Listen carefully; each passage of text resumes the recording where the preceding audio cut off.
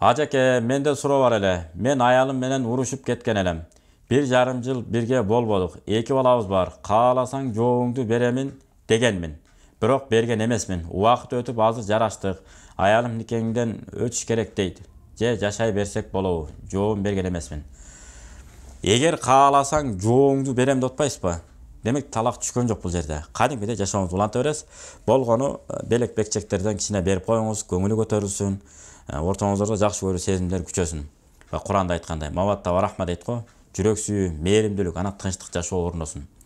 Ошондой эле мен жалпы эркек бир туугандарга, агаларга, инелерге, досторго кайрылар элек. Эч качан үйлөнгөндөн талак деген сөздү ыргытыңыздар. Артка ыргытып, колдонбоңуздар. Өз болбой, такыр, мүмкүн болбой, так секирип турса дагы эмне кылыш керек? Анда 1 ай ойлонуп көр, 2 ай ойлонуп көр, 3 ай ойлонуп көр. Балким өкүнүп каласың, кой антпе деп эркек жакшы жагына оодарганга аракет кылыш керек. Ошондой деңгээлге жете элек эркектер үйлөнбөй туруш керек. Ошондой мүнөздөргө жеттикпи, анан үйлөнүш керек. Себеби дегенде бул үйлөнүү оңой, үй болуш кыйын деп кыргыздар, ата-бабыздар сонун айткан. Бирөөнүн кызынын келечеги балта чабылып калбасын. Эркектерге оңой экен. Бир кетирди, эки кетирди кайра деп сыр бербей акырын барып үйлөнүп ала берет экен.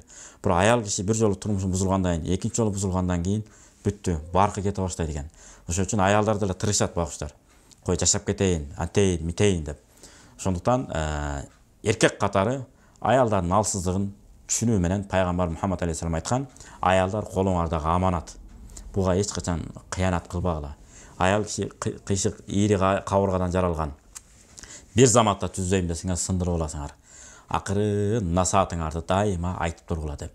Убакыт эркелетип, жакшы сүйлөп, мына балдарыбызды сонун тарбиялап атасың, сага рахмат деп, сен деген мыкты энесиң, мен сен менен сыймыктанам деп, эркек киши кыскасы аялды жакшы жака жетелей бериш керек. Бүгүнкү күндө азыр тренингдин түрлөрү көбөйүп кетти.